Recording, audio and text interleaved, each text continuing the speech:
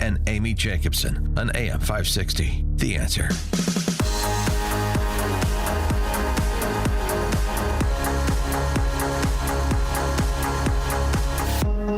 Top of the morning, Dan and Amy. There's nothing quite as enjoyable as watching or hearing from a leftist who has been mugged by the reality of the left. What you're about to hear in terms of this guy's lament about the left, to which he previously identified, is one of the reasons I think Trump was successful in 2024. And it's one of the messages that the left still is not fully internalizing. So this guy moved from Pittsburgh to Portland because he thought it'd be weird in a fun way. He loves liberals, yes. But it's not. No. It's not weird in a fun way. Alrighty, y'all. I moved to Portland, Oregon about 4 years ago from Pittsburgh, Pennsylvania. Before I left Pittsburgh, I considered myself pretty far left, and then, COVID happened, and then I moved to Portland and saw what far left really looked like, and I feel like the left has lost all common sense at this point. But all that being said, being in Portland, I truly feel like I'm in a twilight zone every day. It really exposes, how ugly the far left can really be, because it's what I'm surrounded by on a daily basis. They're totally fine with walking past homeless people that are in tents, that are having mental breakdowns right in the middle of the street, and acting like, oh, that's normal. This happens in every city. I just happen to walk by it every day to go get my latte. No big deal. And it's dude, I thought the left was supposed to be empathetic. I thought the left cared about the environment, because if you look at what the homeless population out here alone just does to the environment, it's pretty insane. But all that being said, I feel like all the morals have went out the window. All the things that y'all truly fought for went out the window. Now it's all about protesting Tesla, hating Trump, and fighting for men to have babies or something. It's literally crazy out here. And I know I should have known this moving out here, but I really thought we'd have some common ground, considering I used to be one of you. But if anything, it just turns me further to the right, seeing how people act out here, seeing the point of privilege everybody has too. It's literally insane. If you don't believe what they believe, then you're a piece of it's just a total la-la land, and it's crazy to me that it's been normalized. And I think Portland is a perfect example of why things shouldn't be far left and why we need to kind of come back to common ground somewhere. So you can me all you want, but I'm right, and there's plenty of people that think the same way as me. And Portland's just becoming a hub of mental illness and a place for people to go to just be weird. And it's not the good kind of weird. It's the type of weird that needs medical attention. Let's talk about it. The type of weird that needs medical attention. That's the kind of voter I think Kamala lost in November. For more commentary on this, because he's written a book about it, Joe Concha joins us, Fox News contributor and media and political columnist. He's the author of the new book, The Greatest Comeback Ever, Inside Trump's Big, Beautiful Campaign, which was released yesterday, so it's available for purchase now. Joe, thanks for joining us. Appreciate it. Thanks for having me. How's it going? Good. Is that part of the explanation for what came to pass last campaign? It's a big part of that explanation. It's amazing how Democrats are finding a way to be on the side of every 80-20 issue when they're on the 20 side. I just do not understand. It's not even about conservative or liberal. It's about, common sense. And when you hear the sound bites like you just heard, I can't even believe, even in the most liberal of cities, that common sense people say, no, this sounds okay to me, actually. It sounds okay also if we allow women to compete against men in sports where they could get hurt or even killed. It makes total sense to me to have an open border. It makes total sense to me to spend money that we don't have and drive inflation above 9%. I just, in the name of common sense, and there used to be some common sense Democrats out there, John F. Kennedy or Bill Clinton, in terms of the way they governed, those people don't exist anymore, and I just don't understand why they keep doing this when they're not going to win any elections anytime soon if they do. Well, the Democratic Party, they lack an authentic candidate. Are they looking for someone more masculine? Because the Democrats, attempted 2 female candidates for president, both failed. Well, that's a good point. I don't know if the feminine part had anything to do with it, because Tim Walz was a vice presidential candidate, and he didn't exactly come across as an alpha male, right? No. I think it all comes down to authenticity, quite frankly. I think there absolutely could be a Democrat on the female side that could win if they could find that person. The problem is it seems like they want to manufacture these candidates, right? In other words, the elites chose Hillary Clinton to be their candidate in 2016. The elites wanted Joe Biden when they cleared all the whole party out to make sure that he won Super Tuesday. And the elites wanted Kamala Harris as well. And you see that more billionaires now are donating to the Democratic Party than Republicans. They used to be seen as the party of the rich. Now Democrats are the party of the richest 1%. So, yeah, I think it's just authenticity. Find somebody who just doesn't seem like they're saying things just to get elected, and maybe you'll have a shot. Andy Beshear in Kentucky, I think, is a pretty good example of who that person could be, perhaps. He's at nearly 70% approval in a red state. So if they go moderate, Beshear could win. The problem is that AOC and Bernie are getting all the attention for fighting the oligarchy tour. And if they go in that direction, then they're in big trouble. Yeah, and I mean, our governor, J.B. Pritzker, he's not really one. He tries to do, generally speaking, the Dick Durbin approach, which is to say unreasonable things, but in a reasonable tone of voice that sounds moderate.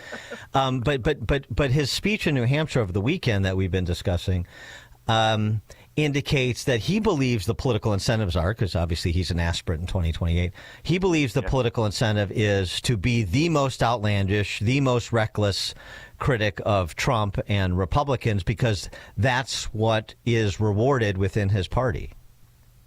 It's a great point. If you say the most provocative things, what I've learned about being, I cover media, for the most part, in addition to politics. Obviously, the book, The Greatest Comeback Ever, is more of a political book than anything, but we do a lot of media criticism.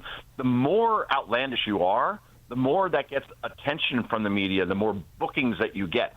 And J.B. Pritzker has a female counterpart, a soulmate, we'll call it, in Jasmine Crockett, right? She says things like, oh, there is Governor Hot Wheels, and mocks a governor who is paralyzed in a wheelchair. I mean, and does that for a laugh line, and then MSNBC and CNN, they can't put her on the air enough.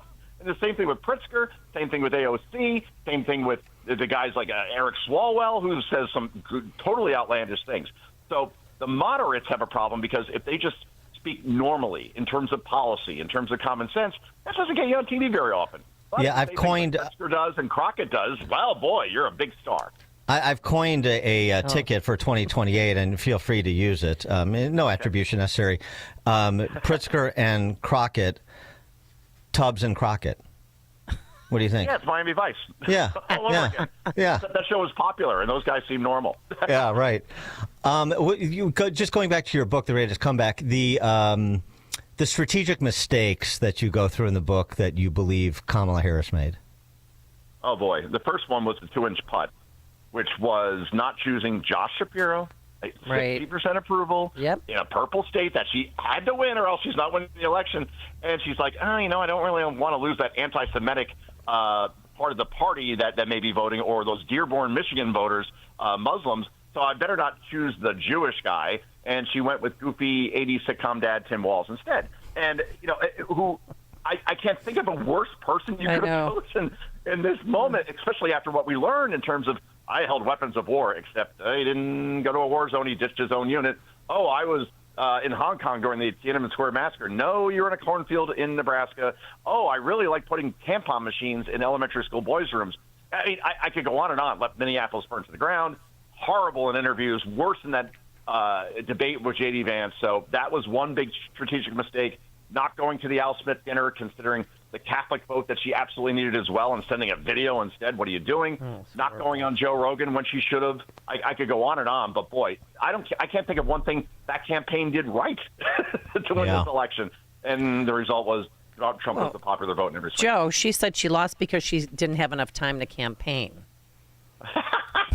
or people in the media say it's because of misogyny and racism, which is interesting because she didn't get the nomination in 2020 when she ran for president. Didn't even get to 2020. So dropped out after Iowa. Felt the same way. Yeah, no, not even after. She didn't even get to Iowa. Right. That's the amazing thing. It'll be interesting to see how they respond to Mark Carney's victory in Canada.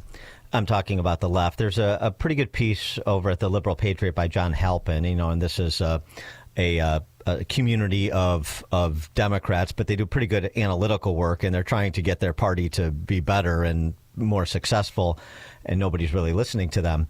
But nonetheless, Halpin notes in his piece that, Carney reoriented the left away from Trudeau, number one, but also away from Trudeau's approach. He didn't focus on all of the cultural issues that are part of that party's platform in Canada, just like they are here.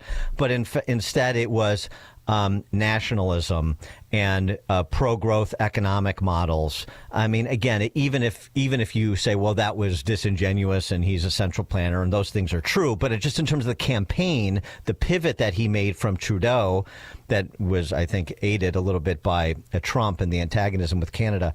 It'll be interesting to see if they try to adopt some of the lessons from Carney or if they continue basically behaving more like Trudeau. Wow, that's excellent analysis, and it's true. I think in the end, I think the Democratic Party watches a lot of MSNBC and they watch a lot of CNN, and they're taking their cues from there. And if you're doing that, that's not a good idea because basically they have more employees than viewers at this point. And I know I'm a Fox News contributor, and they're supposed to be the competition, but I don't really view it that way when we're getting quadruple the audience that they are most time slots. But yeah, I think in the end, they need a leader. They need someone to say, this is the direction that we're going in. Because right now, everybody's acting in silos. And they're doing what's best for them to get them the most attention, to get them the most fundraising. And that's not a good thing. I just don't know who that leader is right now. We may not know until 2027 when they finally, kind of coalesce around a nominee. And until that happens, it's just going to be a lot of awkward, cringy internet videos and basically operating on their own. But yeah, a leader is needed, and I just can't tell you who that is right now. Now, in your book, you mentioned Trump on that July day in Butler, Pennsylvania. How did the Secret Service still allow Trump to go on stage when they knew there was an active threat? Thank you. That's the biggest question of this campaign. I bring up 10 questions, actually, from that assassination attempt, including how does a 20-year-old kid outflank the entire Secret Service and local law enforcement and hides a high-powered rifle behind an air conditioner at a building that has the one line of sight to Donald Trump? How do you not secure that one building? And then to your point, after that building isn't secured, who exactly said, I know there's a threat out there, not Mr. President, but at the time, Mr. Trump, but go ahead, go out there anyway. Who allowed that? And the fact that no one got fired from the Secret Service to this day is one of the biggest questions, just like how did a Ryan Ruth in the second assassination attempt be able to sit outside the sixth hole at Trump International, where I was last week? How did no one walk the perimeter and allow this guy to build a sniper's nest and sit there for more than 12 hours? Not one person walked the course? I mean, that's what I mean.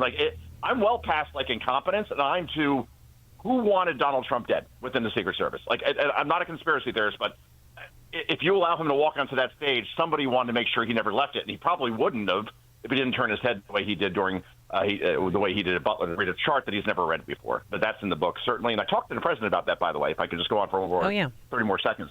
And I asked him, I said, what made you, when you've been hit, in the ear, you have blood on your face, what made you want to stand up and say, fight, fight, fight, when there could have been a second shooter out there? How could you trust anything at that point? And he said, I know my family was watching. I know my youngest son, Barron, was watching. I know my wife was watching. I know the country was watching, and I want to make sure they knew I was okay and that nothing was going to stop this movement. I'm like, wow, because I would have been like, get me off here. I'm keeping my head down. Get me in a car. In that moment, the fact that he was thinking about those things instead of just, I've been hit, get me out of here, I think that was very telling. And my interview with the president is a big part of the book as well. Oh, very interesting. We're 100 days in. He was rallying the faithful in Michigan. Is there anything that you see that you think that Trump needs to pivot a bit, either politically or from a policy perspective? Well, it's interesting. I mean, I look at immigration, particularly the border, and definitely don't pivot from that because we're down 99% in terms of border crossings. I think there's more people in this interview right now than the number of people who have crossed the border yesterday, probably. So that's been going fine. I keep hearing about how he has to pay more attention to inflation, but then I look at the inflation number. In March, it fell to 2.4%. That's pretty good when you consider that it was above 9% under Joe Biden at one point and averaged over 6%. So I think inflation's going fine. The tariffs is a long game. So in the short term, things look chaotic. But again, the NASDAQ, for example, in April is higher than it was on Election Day, and the Dow is getting pretty close as well. So that's stabilized. So I'm trying to look. I try to be as objective as I can, and just because I wrote a book about Donald Trump and the greatest comeback doesn't mean I can't be critical of him. At this point, though, when I look at the economy, when I look at inflation, I see gas prices down, at least nationally, down to about $3.15, where it was above $4 under Biden. I see egg prices way down, for example. That was a big thing for a while. It seems like things are going quite well. The media coverage is the opposite of that. We saw 92% negative coverage of Donald Trump over the first 100 days, according to the Media Research Center. So in terms of pivot, I think things are going quite well, guys, to be quite honest with you. And we're only 3 months into a presidency that has 45 months left. So long term, let's see where we're at in the next 100 days. I think that's huge as far as passing that big, beautiful bill, as the president calls it, and the tax cuts that go along with it. But for now, I think things have been going quite well. And I think he should just stay the course, because Donald Trump's not going to pivot anyway, because that's not what he does. He's going to do exactly what he wants to do, and there seems to be a confidence around it. Joe Concha is a Fox News contributor, of course, media and political columnist as well. The new book, The Greatest Comeback Ever, Inside Trump's Big, Beautiful Campaign, which is available for purchase now.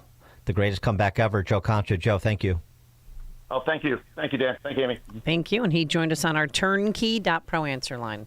The more you listen, the more you'll know. This is Chicago's Morning Answer. Morning Answer on AM 560. The Answer. Come on with this, people. Move it! Did you really think you could make that company deliver yourself? Oh, I cannot handle any more traffic. You could be getting much more done at your place of business. I've wasted 45 minutes and now this place is gonna close. Time is money. Let Quick Delivery Service take on the traffic hassle for you. They'll deliver